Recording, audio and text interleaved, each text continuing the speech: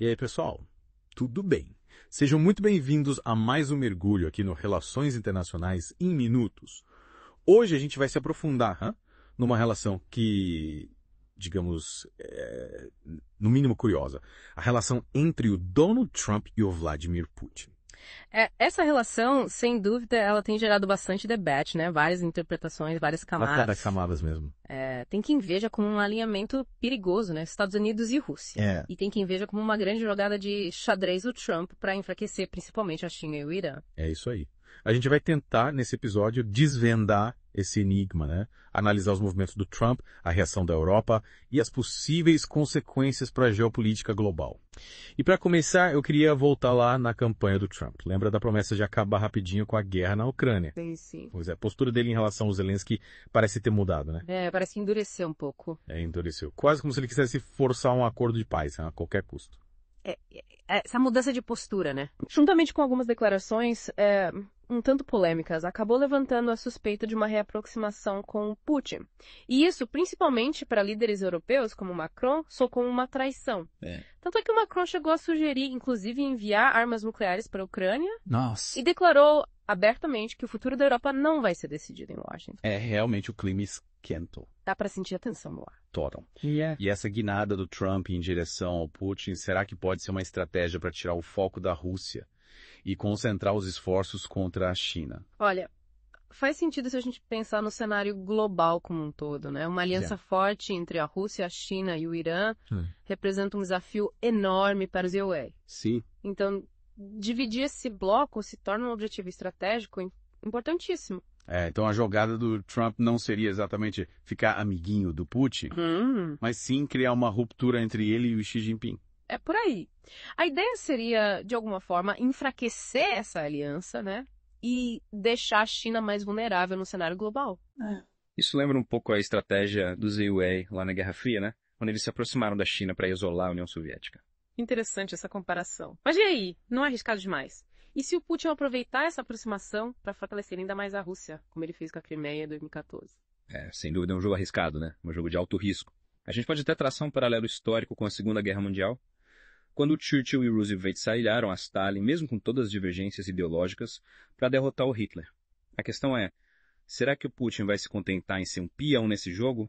Ou ele vai tentar usar essa situação para alcançar os seus próprios objetivos? E a Europa? Como é que fica nesse xadrez todo? Devem estar de cabelo em pé, né? A União Europeia está bastante preocupada, né? Afinal, essa mudança de prioridades do Trump pode acabar deixando a Europa com a batata quente nas mãos. A responsabilidade de cuidar da própria segurança. Não à toa que a Ursula von der Leyen anunciou um plano de 800 bilhões de euros para fortalecer a defesa do bloco. Algo que o próprio Trump já defendia, por sinal. 800 bilhões de euros. Parece que a Europa resolveu levar a sério aquele discurso do Trump de que, né, a Europa precisa fazer mais pela sua própria defesa. Pois é, e essa mudança pode ter consequências interessantes, né? Por um lado, pode fortalecer a independência militar da Europa, torná-la um ator mais relevante na geopolítica global. Por outro lado, se os europeus não se organizarem a tempo, essa transição pode acabar enfraquecendo o Ocidente como um todo. Abrindo espaço para a China, para a Rússia. Isso é uma aposta arriscada, tanto para os EUA quanto para a Europa. Qual a sua leitura dessa situação? O Trump está blefando? Ou ele realmente acredita numa aliança com o Putin para conter a China? Olha, é difícil dizer com certeza, né? As ações do Trump são muitas vezes imprevisíveis, difíceis de decifrar. Mas uma coisa é certa, essa relação entre Trump e Putin tem potencial para mudar o jogo geopolítico global. Seja para o bem ou para o mal. Verdade. E para a gente entender melhor esse cenário, acho que a gente precisa analisar também como essa história toda está sendo contada, né? Afinal de contas, vivemos numa era de informação e desinformação e a gente volta já para discutir justamente isso. E voltamos ao nosso mergulho profundo nas relações internacionais. A gente estava falando, né, da importância do senso crítico nessa era de informação e desinformação. Pois é, a gente é bombardeado com tanta informação de todos os lados, né, que fica difícil saber o que é real, o que é manipulação, o que é... Exato. E quando a gente fala de relações internacionais, essa guerra de narrativas, ela se intensifica ainda mais, né? Afinal, a gente está lidando com interesses estratégicos, disputas de poder e, muitas vezes, jogos de cena para influenciar a opinião pública. É como se a gente estivesse assistindo um filme de espionagem, né? Cheio de reviravolta, blefe, jogadas imprevisíveis. Uma ótima analogia. E para entender melhor esse filme, né? Da relação entre Trump e Putin, a gente precisa voltar um pouco no tempo, analisar alguns eventos-chave que moldaram esse cenário, né? Concordo. Quais seriam esses momentos cruciais que a gente precisa ter em mente? Bom, um ponto de virada importante foi a anexação da Crimeia pela Rússia em 2014.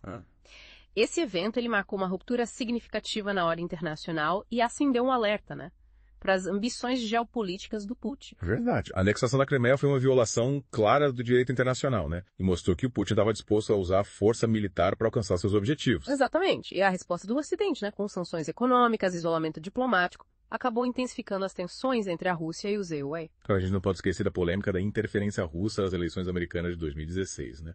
Com certeza. Esse episódio gerou muita controvérsia, né? E ainda é alvo de debates acalorados até hoje. A comunidade de inteligência dos EUA concluiu que a Rússia interferiu sim nas eleições para favorecer o Trump. Mas a extensão, o impacto real dessa interferência, ainda são questionados por alguns. Essa história toda parece um novelão político, né? Cheio de intriga, mistério e personagens controversos. E a relação entre Trump e Putin é, sem dúvida, um dos capítulos mais intrigantes desse novelão. Cada encontro, cada telefonema, cada declaração pública gera especulações, né? Alimenta teorias da conspiração. Lembro daquela famosa reunião em Helsinki, né? Que causou um rebuliço na mídia internacional. Pois é, aquele encontro cercado de mistério e especulações reforçou essa ideia de que havia algo obscuro, né? Por trás da relação entre os dois líderes. Mas será que essa relação se resume só a uma questão de personalidades? Será que é só uma química, digamos assim, né? Entre dois líderes carismáticos e polêmicos? Eu acho que vai além disso. A gente precisa analisar o contexto geopolítico, né? Os interesses estratégicos em jogo, as forças que moldam as ações desses líderes. Ou seja, a gente não pode cair na armadilha de simplificar tudo a uma questão de amizade ou inimizade pessoal entre Trump e Putin, né? Exatamente. As relações internacionais são muito mais complexas que isso. Envolvem cálculos estratégicos, disputas por poder, alianças, rivalidades que se moldam ao longo da história. E falando em história, será que a gente pode traçar algum paralelo entre a situação atual e eventos do passado? Claro. A história nos oferece uma série de exemplos de como as grandes potências se relacionaram ao longo do tempo. E a gente pode aprender muito com esses exemplos. Por exemplo? Bom, a gente pode voltar lá para a Guerra Fria, né? Um período marcado pela rivalidade entre os UA e a União Soviética. Naquela época, a lógica era da contenção. Os UA buscavam conter a expansão do comunismo liderado pela URSS. E será que essa lógica da contenção ainda se aplica hoje em dia? Alguns analistas acreditam que sim. Eles argumentam que a Rússia, mesmo enfraquecida depois do fim da União Soviética, ainda representa uma ameaça aos interesses ocidentais, principalmente na Europa Oriental. Aham, entendi. E a China entraria nessa equação como? A China é um caso à parte, né? Nos últimos anos, ela se tornou uma potência econômica e militar, e essa ascensão da China tem gerado bastante preocupação nos UA. Sim. Alguns especialistas defendem que a China é, na verdade, a principal ameaça aos UA no século XXI, e que a Rússia seria apenas um ator secundário nesse cenário. Então a gente teria uma espécie de nova Guerra Fria, mas com atores diferentes. É uma possibilidade. Alguns analistas usam o termo Guerra Fria 2.0 para descrever essa nova dinâmica geopolítica, né? Marcada pela rivalidade entre os EUA e a China, com a Rússia atuando como um fiel da balança. Uhum. Mas e o Trump? Onde ele se encaixa nessa história toda? Ele parece ter uma postura ambígua em relação à Rússia e à China, né? Com certeza. A política externa do Trump ela é marcada por imprevisibilidade e por mudanças bruscas de direção. Ele já elogiou Putin em diversas ocasiões, mas também adotou medidas duras contra a Rússia, como sanções econômicas e expulsão de diplomatas. É verdade, é verdade. É. E em relação à China, ele iniciou uma guerra comercial, mas também busca um acordo para conter o programa nuclear norte-coreano, né? Que tem apoio da China. Exato, uma política externa errática, né? Que confunde aliados e adversários.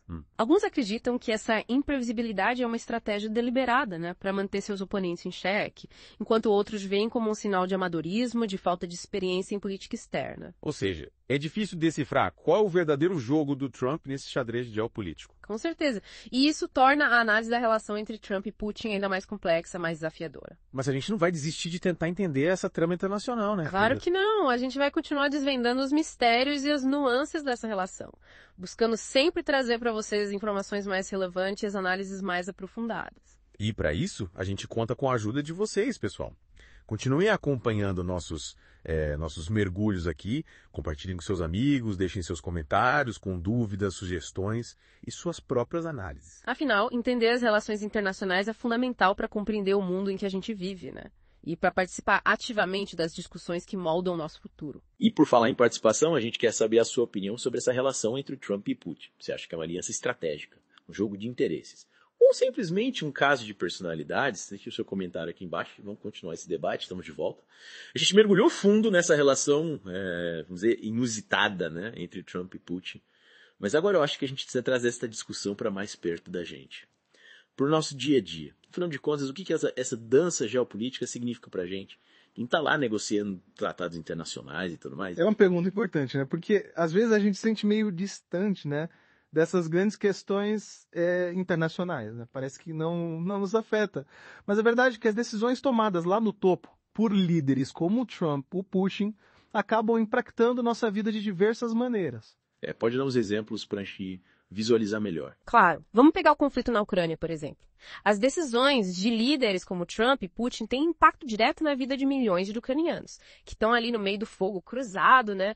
Gente como a gente que de repente se vê no meio de uma guerra, tendo que abandonar suas casas, suas famílias, a sua vida. É verdade, a gente acaba se abstraindo um pouco dessas realidades, né? É fácil pensar, guerra, conflito, isso é coisa distante, só acontece em filme. Pois é, e além desse impacto imediato na Ucrânia, esse conflito ele tem implicações mais amplas, né, para a segurança e estabilidade global.